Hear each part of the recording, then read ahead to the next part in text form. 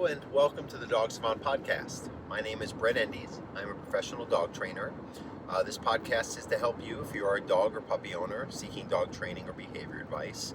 If you're a client in the real world and you'd like to supplement the work we're doing with the information here on the show.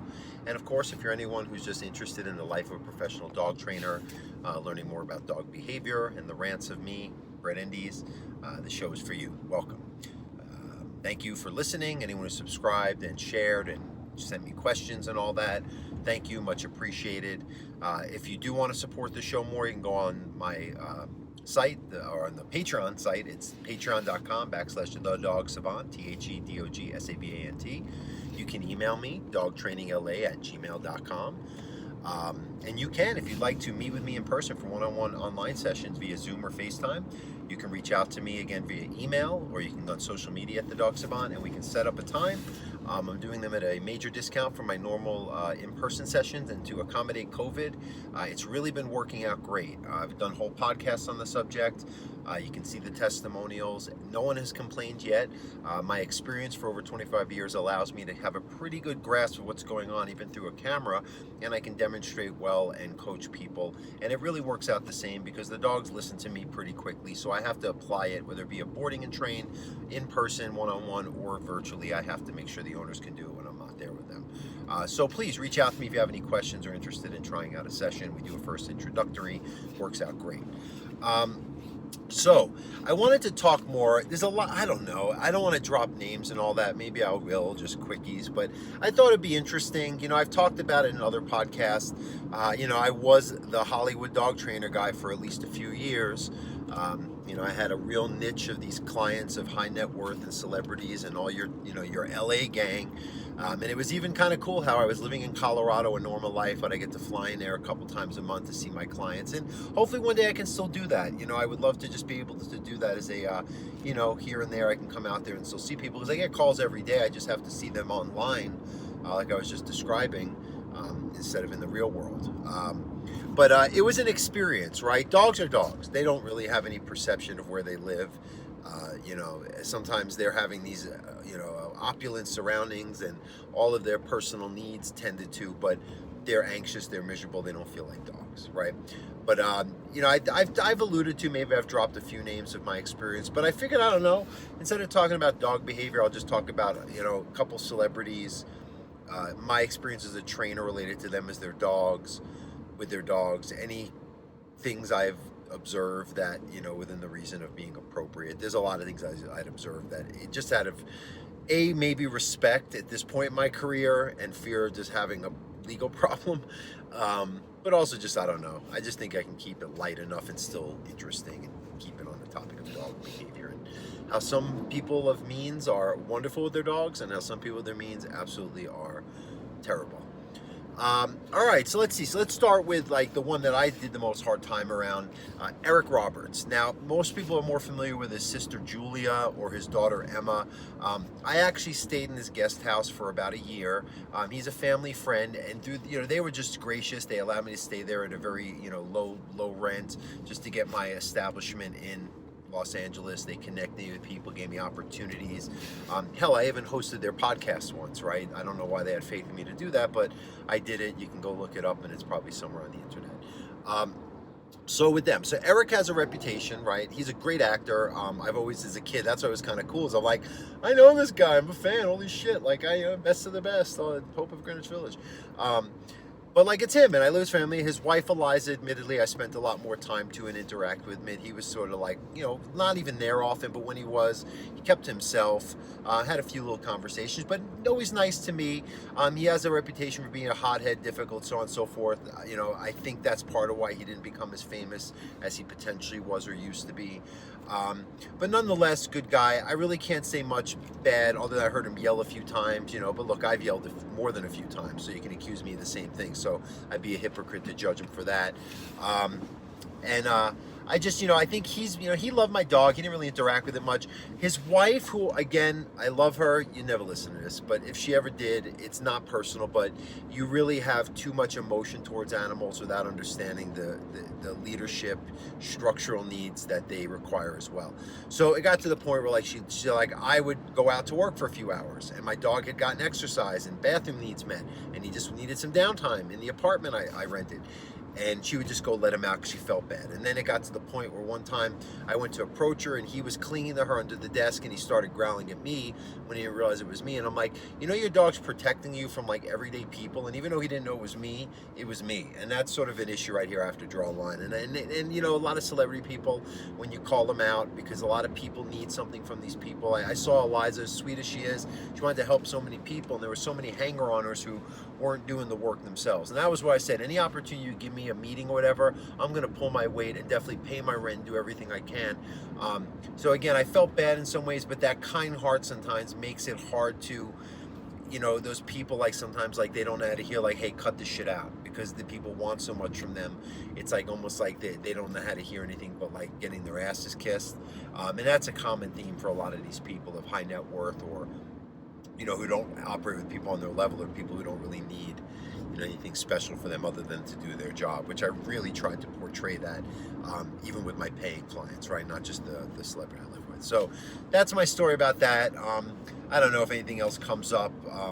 I think I had a little issue with Eric Roberts' sister-in-law, not Julie Roberts, a little thing, and he was on. It was just kind of one little story where I went to help them with their dog, and they says, I was like, just to be helpful, because they were helping me, I'll go let the dog out because they were away for the day, and I'll do a little training recommendation. I think it was a Labradoodle, coincidentally, and of course, like, when I gave my 2 cents, the lady starts getting defensive. I'm like, look, this is my job. This is what I've been doing for a lot of years, and I'm doing this for free to help you. And I got, like, annoyed, and she had an attitude, and then Eric's like, don't listen to her. She's she's kind of a moron anyway, and, one word or another. So that was probably my biggest incident, where Eric sort of, like, had his arm on my shoulder style. So that's that. And Eric smokes a lot of pot, but, I've been accused of that as well sometimes, so whatever. But nonetheless, I think that's commonly known too. Yeah, if you watch Celebrity Rehab, I think you'll see that heavily talked about. Okay, moving on. Terry Crews. Now, he's more high level these days. He's the big African-American man. He's in a lot of movies, TV stuff. I think he's in Brooklyn 911, I think the show is. He was in Idiocracy. He was like the President Camacho. He's in a lot of stuff. Nonetheless, good guy. I had a few personal. I've met him like 4 different sessions. He's actually one of those people that he paid for a series of lessons, I think 6 or 7 lessons, used a few of them, and then when I reached out to him, he was like, yeah, I'll get around to it, don't worry about it. But yeah, good guy. Talked about, we both grew up like not so LA, he grew up, I think, in like the East Coast or somewhere in the South or Chicago, where it's just like in the city, rough, things weren't easy, and he worked his ass off and still does for where he's at. And I could relate on my level, not a level. He lived in this giant house and whatnot. But good guy, did the work, right? He put in the training. He'd always be part of the whole session. His family, his wife was always involved too. Really, it was funny though. You'd see anyone else who'd show up to do work, and I have this away. It's one of my skills is I can be around these people that are famous or whatever, and most of the times I can act cool and just be on the level and focus on my job and talk to them like a fucking human, and they like that, right? So we connected, we talked, whatever. But I'd see like one time there was a guy there to do some I think it was work on their outdoor lighting. And the guy was like, blah, blah, blah, blah. The guy recognized him. Quite frankly, I didn't know who Terry Crews was until I met him, looked him up, and said, oh, shit. I hadn't recognized him in the name. It didn't come together. I just got a call. And he's the one who looked me up online and found me and called me himself. He didn't have an assistant or any family member do it. He facilitated all the training, was part of the training. The last session we had, we were supposed to meet at our dog park. We had done that once. It was also interesting being at a dog park with Terry Crews. When you're in the middle of the dog park, and you're just like, you can't deny it. It was kind of cool, right? Because you're the cool guy hanging out, talking the shit with Terry Crews. But boy, that he stands out. He's a big hulking man, and he's famous, and you know his face when you see him, right? So it's kind of funny. But he didn't show up for the second time at the dog park. And then like he just kind of says, look, I had a gig come up, I'm so sorry. But he was very sincere. He didn't ask for the rest. He's just like, I'll get around to you. So Terry, it's been a few years. If you're listening, I owe you a couple lessons if you'd like me to do a session with you if you ever need help with your dog. Sweet dog though, and I think you're in good. You did okay for the work that we did together. Let's see. Okay, so I've talked about this name a lot. The Musk family. Now I say family because I've never met Elon Musk in person, even though like the checks came from him, which is so cool to have a check from Musk written to you. And that was one of those funny ongoing things. They have Max the Doodle. You can go look and see a lot of training from a few years ago with me. He's a white, very cute, intelligent doodle dog. Love that guy because I basically saw him every day for good 6 months, and then again like after the fact for a period of time he stayed with me. Good dog, potential. It took a lot of work because they wanted me to just come every day, and it was one of those gigs where I just come, walk the dog, train it, give him my feedback, work with maybe a housekeeper or another staff member, and then then we're done. Justine, Elon Musk's ex-wife, mother of his 5 boys, she's the one who I would meet with. And Justine, I'm going to give her credit. She was very challenging. She'd in the middle of sessions, like, drop the leash and just walk inside and just have one of her staff take over in the middle of, like, a duration distance, down. And just when the dog got up too many times, she didn't want to bring it back and just give in. And I addressed that and called her out and says, look, you can't play that shit when we're doing training. If not for me, for your dog. And I kind of lectured her a little bit, right? And she got with the program towards the end, and she's a very intelligent lady, right? When you just talk to her and she takes her guards down. A lot of it's guarded behavior because they're not used to someone just being like, look, you're not helping me in any way other than I want to get your dog trained so I don't have to come here every goddamn day to maintain your dog's behavior and exercise so that you don't have to do the work that we can just do, and then it's over. No one has to do it. Your dog's just got the skill set that we're trying to achieve. So she was hard, but towards the end we worked through, even maybe less than a year ago, probably 8 months ago, did a session, and she came out with me for the entire hour. And again, she's a really bright lady. She gets the concepts of many deeper levels of this, not just straightforward things that, are very, simplistic. So she has it. I just think her life is complicated. It can be probably stressful and busy, and sometimes it's just easier to just have someone do it. But I think he's doing better now. Because I really my job is I got to get through to them. So, all in all, good experience. They had a couple, one of their housekeepers, I forgot her name. I went to her house once to pick up Max because he did have to stay with me for a few weeks. They thought that would resolve the issue, and all he did was just listen the whole time he was there. But, she was a sweetie too, because we spent a lot of time. Look, I get to become friends with these people because I go out on walks for an hour many, many times over and over. You connect. You can't just talk about dogs for an hour. That's a given. It's now where you become friends. So it's interesting but I just think that like any people of wealth on that level, it's hard to sometimes do like the parenting, the housework, the dog training, the stuff that you just might be too busy. It's not even like you're trying to avoid it, you're just too busy, right? But nothing really bad to say about the Musk family. And Elon Musk is himself, who I've never met, unfortunately. Although I did go to the bathroom on a toilet. Guaranteed Elon Musk went to the bathroom on, because I know for a fact he used to live in that house before they got divorced. And of course, if you live in a house, you had to have gone in a toilet at some point. That's my claim to fame. But anyway, I think he's a very intelligent, amazing man. And all for Elon Musk, Team Elon. Okay, now let's see who else. Now I'll talk about people who might not be as famous. I'll talk about another one. Not high level, but I think you know who she is. She's on Netflix all over the place. Eliza Schlesinger. She has the dog Tianfu. Now her dog you may know too, because that's her life. She had her other dog who passed away last year, who was like her sidekick and come on stage and do meet and greets. So she wanted Tianfu. And Tianfu was one of those rescues, very antisocial. But she's tough.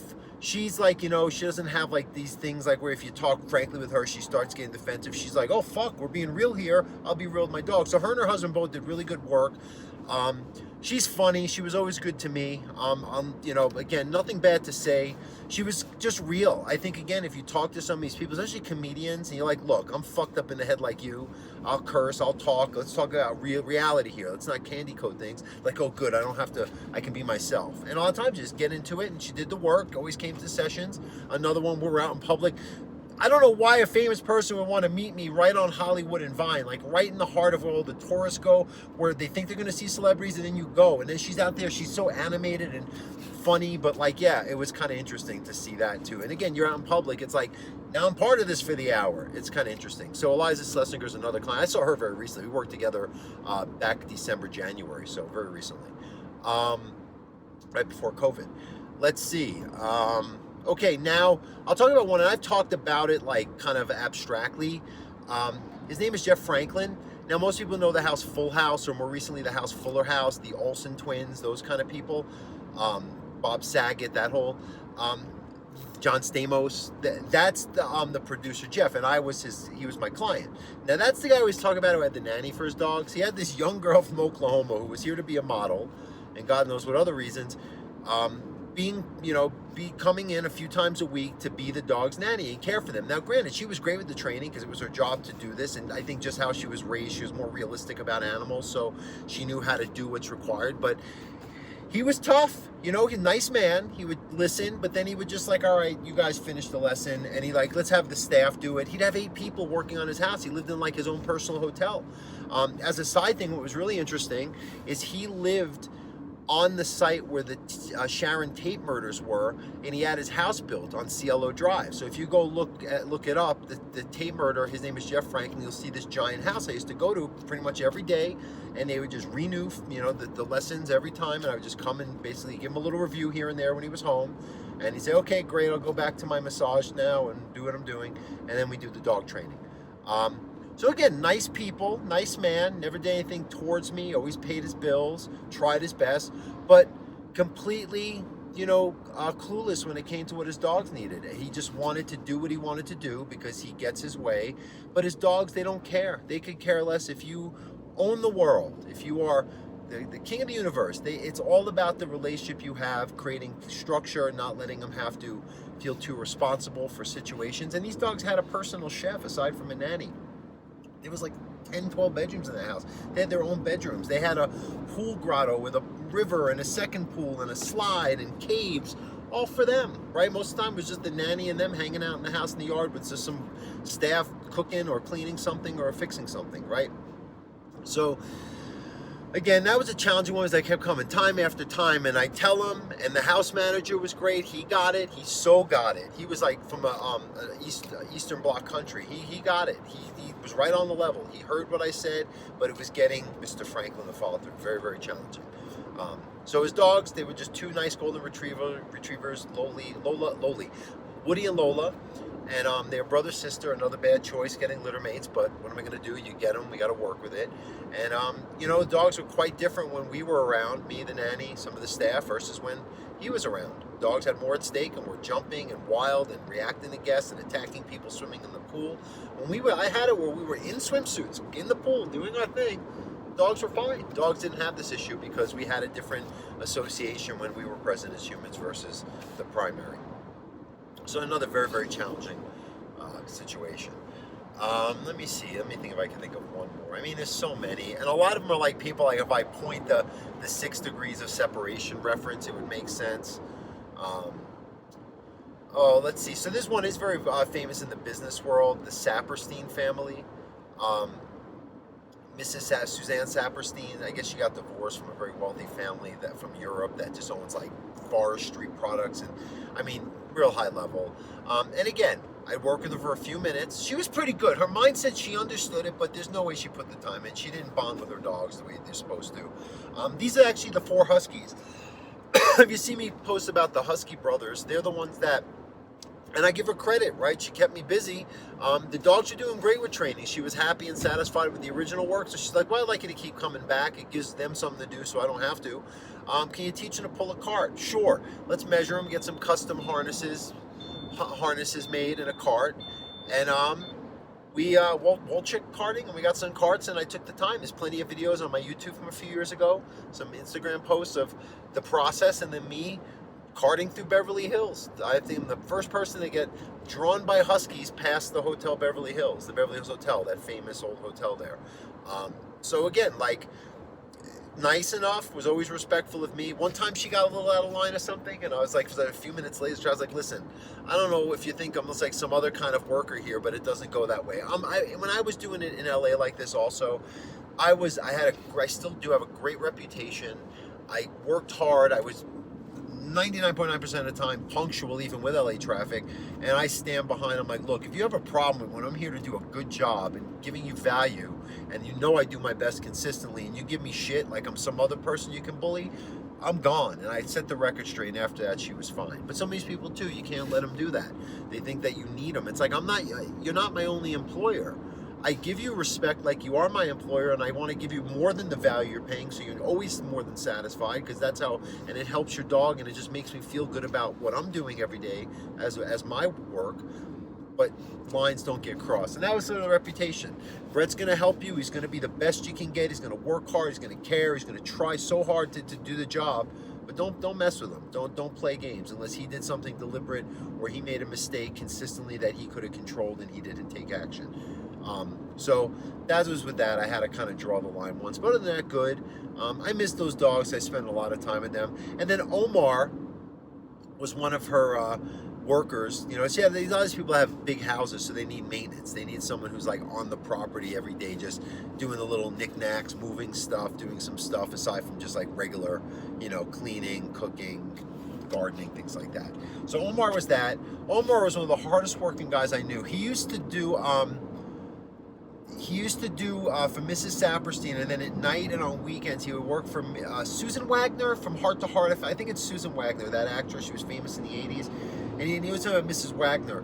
So nice, right? But like we would talk, because he would come out with me all the time, and I'd teach him how to walk the dogs, and he'd come with me on the sessions, and my daughter would be visiting, so she'd come out and get to know him. And he was a nice guy, had a family. He lived like, God, it could take an hour and a half, 2 hours of traffic, but he wanted to own a home. He actually was trying to invest in real estate where he was out in Palmdale.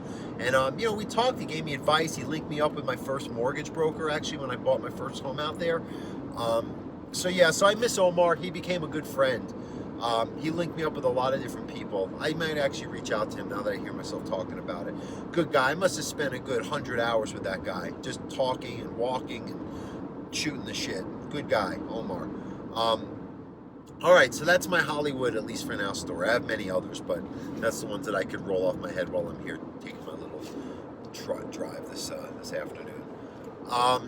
Okay, so I hope that was interesting. If not, well, it was kind of neat to share it because it's been all in my head, all of these things. Again, don't forget to send your questions to me, dogtrainingla@gmail.com. Let me know if you like to do online training. They really help, so please reach out. I can help you. And rate, review, share, subscribe, all that good stuff. And thank you. This has been episode, I think, 90 of the Dog Savant podcast. Have a good day.